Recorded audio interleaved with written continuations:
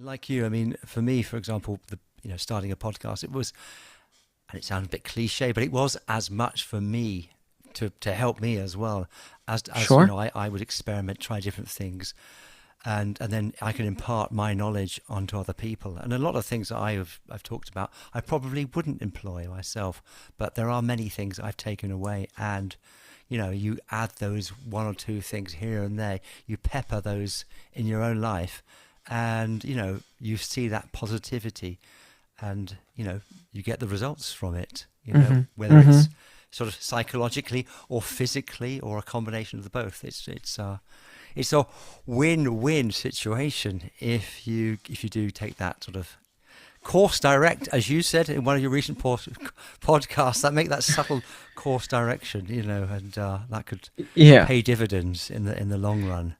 So It, yeah. it's funny. I sense, oh my goodness, maybe 2020 have kept an achievement document that I have. And I break this down into a few different categories: mind, body, and finances, adventure, and then random. And anytime and these can be granular things. I mean, there's no rules. Yeah. I think that's a fun thing about life too, is there actually is no rules. You can do whatever you want. Yes, Yeah. there's laws, there's regulations around things, but for the most part, you have all the freedom in the world. And so you can add anything that you want to these achievements, but it's really fun for me to know that I'm making progress every single day, every single week, every single month, every single year. And what's really cool is being able to go through all of those achievement documents and go like, wow, would I have ever thought that I would be where I am today? I feel the best physically and mentally that I've ever felt. Like if I went back in time, I could kick the living crap out of the physical 22-year-old me, which I never would have thought, Yeah. being a dad and the stresses of life. But that is because of the intention that I've put behind my life. And so you feel really proud about that. And I think that a lot of people struggle with those things, but changing these things in your life makes you feel so good that the alternative, because you came from the alternative, feels bloated and disgusting and heavy, and there's a lack of mental aerodynamics behind it.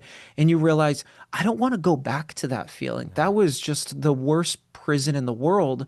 And so when you start doing these things, you become more empathetic because you're like, I was there, and that was such a crappy way to live. It wasn't a Yeah. way to live. You feel like an NPC, a non-playable character. Mm. And so it's an addiction when you start to achieve these different things, and not in a it interrupts my whole life or experience. It's just, wow, what else is out there? What else am I capable of? It just Absolutely. builds great opportunity and curiosity, which I think are really important fuel sources for everybody. That's very inspirational. Yeah, for sure. One of my only minor kind of concerns, which I have to be mindful of myself, is that as you are kind of making these achievements or you're progressing in your own way, whatever that would be, psychologically or mentally, physically, but then you're looking around you because you've seen your former self and your present self, and you're making that transformation. You notice in other people when they're not kind of going in that direction, and you have to hold back and think, I can't really say anything because that would come across as preachy. So Hmm. that's something which I guess you sort of have to keep in check. I don't know if there's a way to navigate that in a sort of subtle way, and I don't. It's just a hard one. And I did think about that prior to even going on this journey about, oh, I'm going to see all these sorts of things where people could make improvements, and I'd like to sort of. I can't say anything because it's just the wrong thing to do. Because you'll be hated for it. You'll be absolutely It loathed for it. it is a very hard thing, and you and I talked about this before. That was something that I had to spend a lot of time with my podcast, because at the beginning it did, admittedly, and I think it's important to be honest with ourselves, it felt preachy. It felt like I Mm. was talking down. It felt like I was somehow superior because I was doing these different things. And I was like, man, imagine if I was sitting in the audience shoes and listening to this. Would I just put the phone down, hit pause, or say, screw this guy? Like, who does he think Yeah. he is? And that's where I changed up the format to use storytelling to break through that. I am not better than anybody else. The only person that I compete with every single day is yesterday's self. That's it. And I try to Yeah. leave the day a little better than I found it. And I'm just giving individuals dialogue and insight into that experience in the hopes that someone goes, "Oh my gosh, that's exactly what I'm feeling," or "That's exactly what I'm going through," or "That's exactly the challenge that I'm at right Yeah. now," or "That's the stage in life that I'm going through." And hopefully through that, plus the addition of humor and more original advice, people go, I receive and objectively understand where he's coming from. Therefore, the chances increase that I'm going to apply this in my life, which Yeah. that's literally the goal then, right? And so that's the way that I've balanced that. But it's come with a lot of lessons and taken a lot of time, and it's something that I've thought about a lot since I started the Okay. podcast. Yeah, that's really interesting. I get this sort of funny one of your stories was about the Mexican fisherman. I Oh, get I that. love that. That was a great story. But now I'm thinking about this idea of like fishing, and you're just hoping to catch one person there. One fish might just take the line. If that's a good enough analogy. Because Hmm. you're just in there, and you don't know who's going to take the line. But anyway, that's great. Thank you. I do Love have that. there is a question which it's really sort of about positive and the impact, which we've been alluding to anyway, really. But um, in your own life, if you had to pinpoint just one mindset habit Hmm. that has profoundly shaped your life and your success, what would it be and why? It's simplicity and minimalism. It Okay. is, and I think that that goes beyond decluttering your closet, right? Yeah. It goes much deeper into simplifying my goals, my habits, my commitments.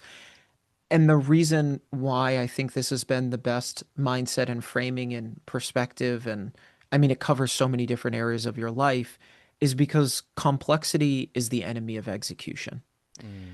And when I look at even my companies, when I first started them, they were, if I were to explain them or even give an elevator pitch, you would, I mean, my wife is a great example. My wife, Mel, she's like, "I feel exhausted just listening to that." And that was interesting to me that she had that response.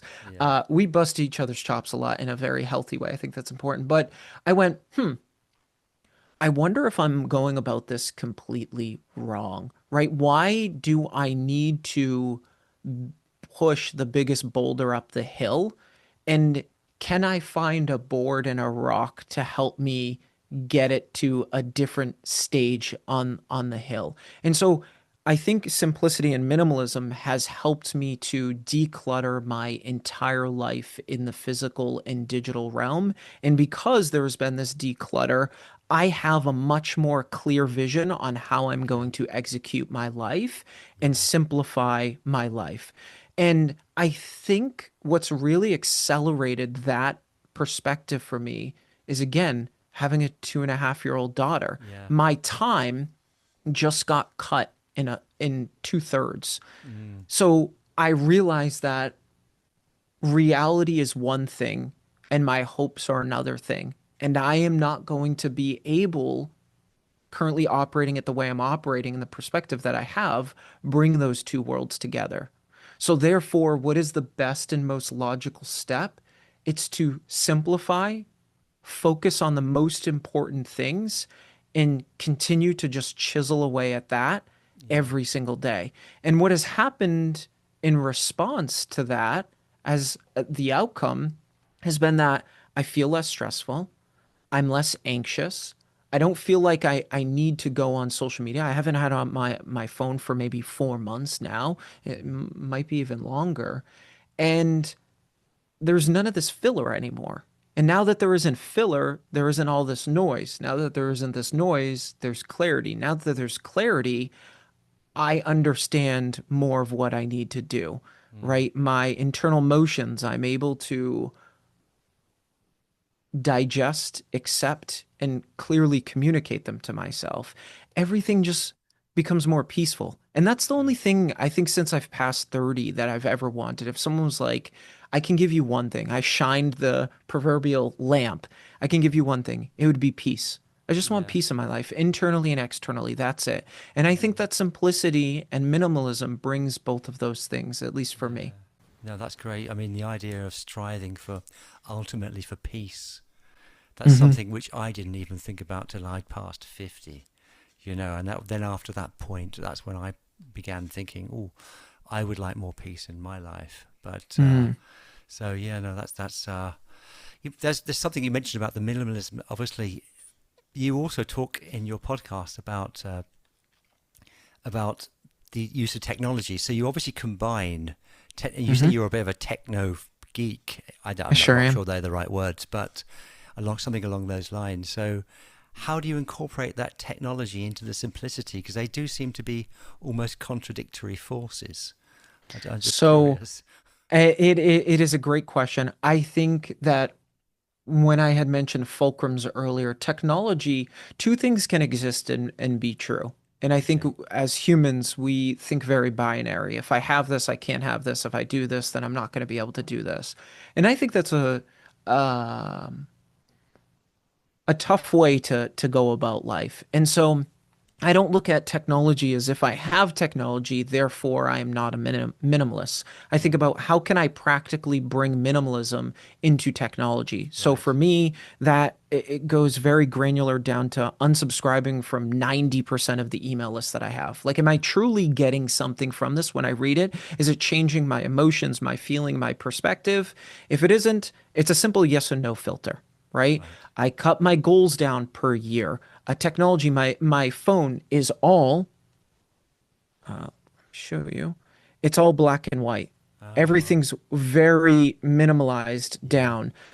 If you go into my folders, which I gave an episode on this, everything is filed down to a system called Para. So it just breaks down to projects, areas, what's the other one? Resources and archive. So I've decluttered my digital world as I Right. would have done as I originally did with my closet. I have 32 pairs of clothes in total.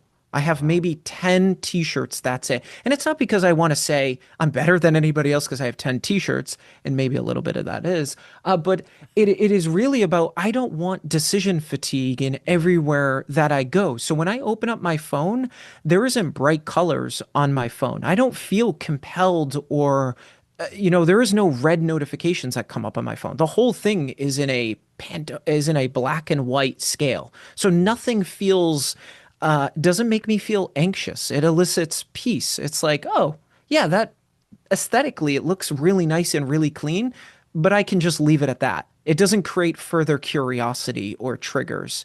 So that's going down from emails to notes to my computer. I don't have 75,000 different tabs open. I don't have 75 different applications. I don't have social media on my phone. I try to pause before I use anything and say, what am I looking to get out of this? Right? okay. I try to stop knee jerk reactions, and that's why I remove social media from my phone because I Yeah. felt like it was just becoming a filler. And then Yeah. that filler, I'm like, oh, that's creating the noise. The noise is creating the lack of clarity. The lack of clarity is creating anxiety. And, it's this big snowball effect. So technology can be a great thing. I also use tools. I've talked about it quite a bit on my podcast over the years called Asana, and that's how I manage all of my tasks and I color Yeah. code them.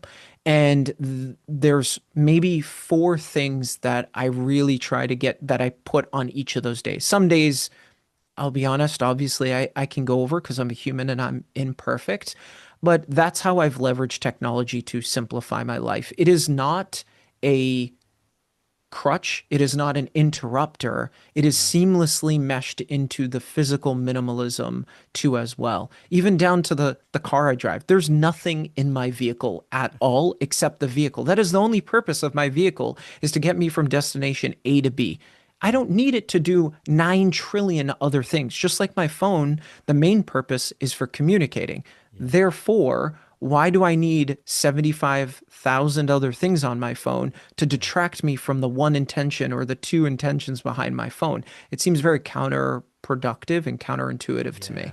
No, that's great. That, in fact, although in many areas of my life I've tried to simplify things in terms of time, the way that I go about things, the way I structure my day, those types of things. One of the things that I do need to improve on, that's for sure, is decluttering in terms of digital. My apps Mm. on my phone, my Mac, for example, it's starting to get folders and files. I do need to go through that. So that's a great thing. My Google Drive is starting to look a little bit chaotic. So I know that It, once those things do happen, I will feel better. You'll feel just better inside, that's for sure. yeah, you don't feel as like itchy, and here's the thing. I think that we struggle with silence. We need to fill every second and every day with stimulation. You know, even an ad comes on TV. What do most people do? Just watch them when you're with friends. They pick up their phone and they go on social media.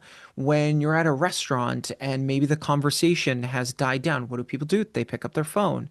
You come back from an overstimulating day. What do you want to do? You drown out with Netflix. Like, we're just all of these opportunities. Life like Kansas. It's like, hey, Scott, here's an opportunity where it's just pure silence and boredom, which is a good thing. And you're like, you want to know what? I'm going to jam the hell out of that moment and squeeze in as much noise as I can. And you go, wait a minute. I don't know that that makes sense. And then I just feel heavy and exhausted at the end of the Yeah, day. And then it's a compound from there. Then my sleep scores off, my REM and deep sleep. You know, it's just, it all compounds. And so when I yeah, worked everything backwards in like this map, a pirate's map, I was like, oh, that's where the treasure is. It's just yeah, starting at the very beginning, which is removing about 90% of the crap that the whole world tells you that you need. You turn on the TV and it's like, you need this fancy car and this fancy device, or else you are going to suck and your life's going to be miserable. And you go, oh, okay, yeah, I need that $50 water bottle. Somehow my life will transform if I buy this $50 water bottle that glows and vibrates that tells me I need to drink water.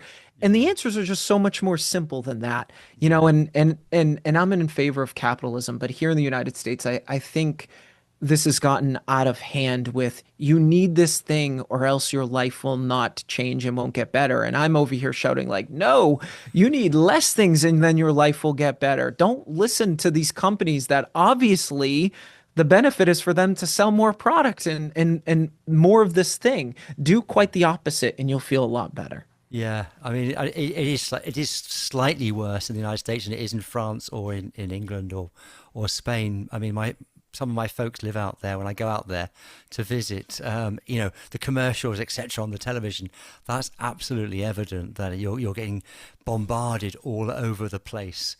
You know, Hmm. to get to buy as much junk as possible. One of the things that you just mentioned, though, maybe you think of that, this obviously, we all know what FOMO is, but somebody mentioned something, this idea of JOMO. I don't know if you've heard of that. It's like FOMO Interesting. versus JOMO. So the fear of missing out, I need that, I want that latest gadget, I need this, but the joy of missing out, actually, when you think, no, I'm just happy to have simplicity in my life and just keep it to the bare minimum and keep what's going on in here as clear as possible, and be having a wholesome and fulfilling life in a simple way, as opposed to sort of the joy of missing out. Yeah, it's quite cool. I love that. I had a mentor when I started my second company tell me that stop focusing or stop being distracted by the shiny objects. And that has been such a special piece of feedback that I got because it's transcended into my personal life in that when I see groups of crowds around something, so let's say you're walking by the beach, a boardwalk, and all of a sudden there's a massive crowd somewhere, Mm, that the knee-jerk reaction is, oh, what's going on over there? Or you drive down the highway, at least here in the States, and people conjugate. There's groups of people around each other, yeah, almost like I can't drive unless there's 20,000 other cars around me, which yeah, to me is just it's crazy. I'm like, I just see increase of accident chances going through the roof. But when so the knee-jerk reaction is, oh, I'm curious what's going on there, and so the crowd gets bigger. What I have tried to do, and this is a continual practice, is when there is big crowds or big waves of people doing it, quite the opposite happens with me where I go, if most people are doing it, it's mostly not the best thing to do. yeah, And the way that I think about that is anytime you hear these statistics that go, well, the average weighs or the average diet or this, and I'm like, why would you ever compare yourself to the average? The average is absolute trash. right? And I don't mean that in a condescending way. That's just objectively true. Yeah, Objectively, the average here in the United States is overweight. Okay, so logically, if that's the case, why do I then want to go where the crowds are or buy the same products that a majority of people are buying? yeah, Because the outcome is very clear. yeah, It's not great.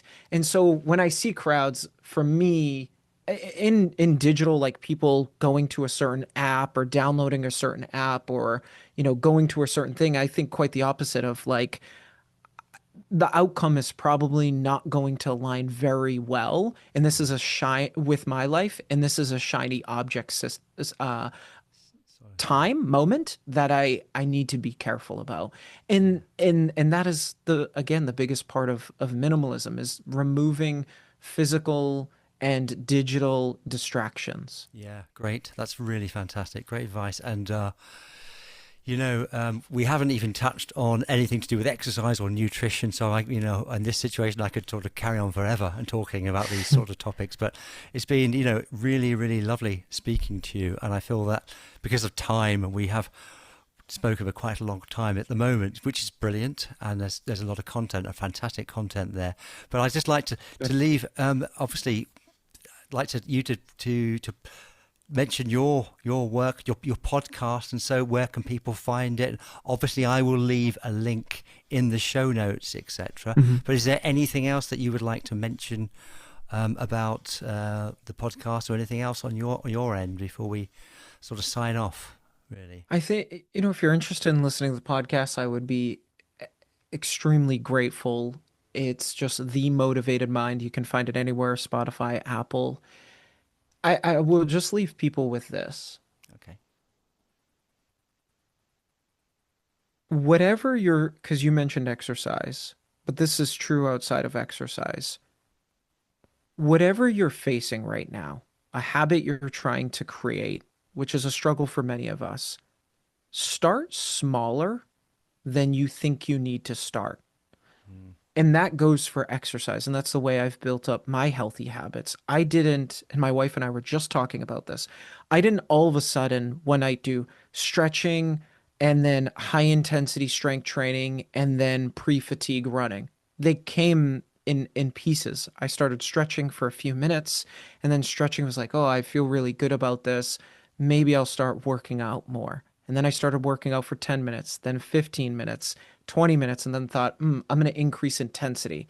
And then it was like, oh, okay, I'm going to start running. I'm going to start running at 0% incline, then 2%, then 5%, then 10%. yeah. I'm going to start eating healthy. It just compounded. The goal is not intensity in life, it's identity. And identity is not created without small incremental changes. And so I Absolutely. think where most of us get tripped up is I, again, want to do 17 different things to change my life. And it's like, how about we just try one? If you Yeah. want to journal, how about you just try it for 1 minute? If you want to meditate, why don't you try it for 2 minutes? If you want to wake up earlier, don't try waking up an hour or half an hour earlier. Try doing 5 minutes and Yeah. then change that over time. And then you look back in a month and you're exactly where you wanted to be. And the chances of you getting there substantially increase by at least 20x when you go that different path. So I'd say for everybody in life, if you want to make things more obtainable, just start smaller than you think you need to, Yes. and it Yes. will transform your identity. And then you will become the healthy person, the person who Mm. meditates, the person who journals. And once you start doing those things, it becomes an addiction and you feel really good and you go, where other small areas in my life can I improve? And That's then yeah. it's a compound effect from there. No, I mean, I couldn't agree more with that. That's absolutely brilliant advice, and you've obviously given an array of examples there. And I used to say the same thing about running, because I was a massive runner, and a Mm. serious runner in my time. And people would ask me, and I said, well, just run for 2 minutes, and then 3 minutes, and then 4 minutes. And in a month, then you're up to half an hour, aren't you? Hmm. Whatever. And it was like, oh, that's a good idea. That's simple, but you can apply that concept as you've just done.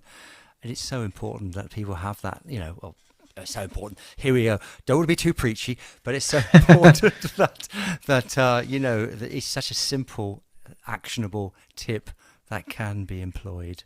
So that's brilliant. Hmm. And thank you so much, Scott. I've enjoyed this chat. So, it's been so insightful on so many levels. And I'd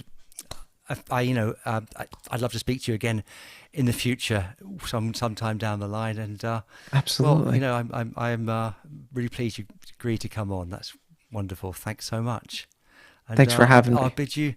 bid you farewell, and you can catch Scott, the Motivated Mind, on any of the main platforms. Okay, thank you. Goodbye. Thanks, Alan. Bye. Cheers. Bye bye. Bye.